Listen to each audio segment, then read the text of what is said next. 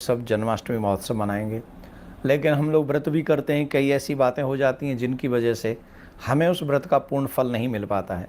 तो मैं आप सबको कुछ नियम बता रहा हूँ, आप कॉपी पेन ले लें, उनको कुछ लिख लें।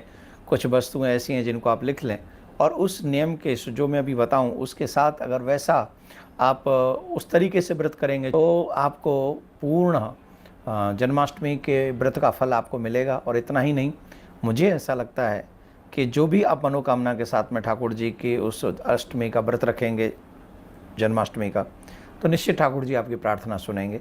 तो सबसे पहले हमको क्या करना चाहिए कुछ प्रमुख चीज़ें मैं आपको बता रहा हूँ। सर्वप्रथम हमें व्रत की पूर्व रात्रि को हमें प्रेम से रहना चाहिए। उपवास की पूर्व रात्रि को ही हमें ब्रह्मचर्य का पालन करना चाहिए और भोजन कम संख्या में करना चाहिए। मतलब जन्माष्टमी से पहली रात्रि को ही हमें भोजन कम संख्या में करना चाहिए और सबसे बड़ी बात है ब्रह्मचर्य का पालन करना चाहिए। सेकंड वन, ब्रह्म मुहूर्त में उठना चाहिए। अधिक सूर्योदय हो उससे पूर्व हम लोग उठ जाएं और उठकर प्रातः काल हमको स्नान इत्यादि से निवृत्त हो जाना चाहिए। अति शीघ्र स्थिति में, अति शीघ्र में ज़्यादा लेट लतीफ़ ना हो, और लेट लतीफ़ होने का कोई ज़रूरत भी नहीं है। उठें और सबसे पहले स्नान करें और स्नान करने के बाद में हमको सर्वप्रथम पृथ्वी को नमन करना चाहिए। पृथ्वी को नमन करके सूर्य को नमस्कार करना चाहिए, सूर्य को जल चढ़ाना चाहिए और अपने इष्ट को नमन करने के बाद में पूर्वमुखी होकर या उत्तरी मुखी होकर हमको बैठना चाहिए।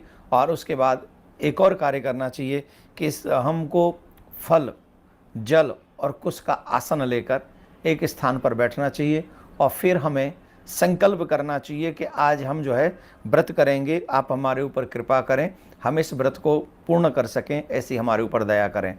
तो व्रत का संकल्प ले लें। क्या होता है, कई बार बिना संकल्प के हम लोग व्रत रहते हैं तो उसका फल हमें उतना नहीं मिलता है जितना मिलना चाहिए। तो व्रत रहने से पूर्व में हमारा ये काम होना जरूरी है कि प्रारंभ में स्नान इत्यादि के बाद सबसे पहले हम संकल्प लें, हमारा ये गोत्र है, मेरा ये नाम है, मैं इस व्रत को रख रहा हूँ, आप मेरे ऊपर कृपा करें कि मैं ये व्रत पूर्ण कर सकूँ। तो ये जरूरी है। मध्याह्न के समय जब हम लोग दोपहर में पहुँचें तो हमको काले तिल लेने चाहिए, काले तिल और जल लेना चाहिए। और ऐसा हम लोगों को कार्य करना चाहिए कि जैसे देवकी जी की सूती ग्रह का निर्माण हम कर रहे हैं, काले तिल के साथ जल में स्नान करा के ऐसी स्थिति बनानी चाहिए कि ये हमारे देवकी जी का प्रसूति ग्रह है, सूती ग्रह है, ऐसा हम लोग भाव रखें और काले तिल से ऐसी व्यवस्था करें। तत्पश्चात भगवान श्री कृष्ण की एक मूर्ति, चित्र अवश्य रखें। या तो भगवान श्री कृष्ण दुग्ध पान कर रहे हो माँ यशोदा के साथ में, ऐसा छवि रखें, या नारायण के चरण दबा रही हैं लक्ष्मी, ऐसी छवि अपने घर में विराजमान कराएं, ये बहुत ज़रूरी है। उसके बाद में बालक श्री कृष्ण की ही छवि होनी चाहिए, ज़्यादातर तो वही बेस्ट है, वही रखनी चाहिए। इसके बाद विविध विधान से ठाकुर जी का पूजन करना चाहिए, पूजन भी हम लोग करें। और देव की माँ वसुदेव जी इत्यादि नंद जिनके भी साथ उनकी छवि रखना चाहें आप लोग रखें। और फिर इस मंत्र का भी जाप आप लोग करें, बड़े प्रेम से इस मंत्र का जाप करें। प्रणवे देव जाननी जननी त्वां जातस्तु वामनः वसुदेवात् तथा कृष्णो नमस्तुभ्यं नमो नमः, नमस्तुभ्यं नमो नमः, नमस्तुभ्यं नमो नमः। अगर इस मंत्र का जाप आप लोग ना भी कर सकें तो हमको कृष्णाय वासुदेवाय हरे परमात्मने प्रणतक्लेशनाशाय गोविंदाय नमो नमः, इस मंत्र का जाप करें। इसके बाद रात्रि में जब 12 बज जाएँ, ठाकुर जी का प्राकट्य हो जाए, तो अधिकांश पूजन आपको उसी समय करना है।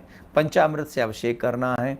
वैसे तो आप घी का दीपक जला के रखें उस समय, और घी का दीपक जलाकर पंजीरी का भी भोग बना लें, और जो प्रसाद भगवान को बनाना चाहते हैं वो भी बना लें।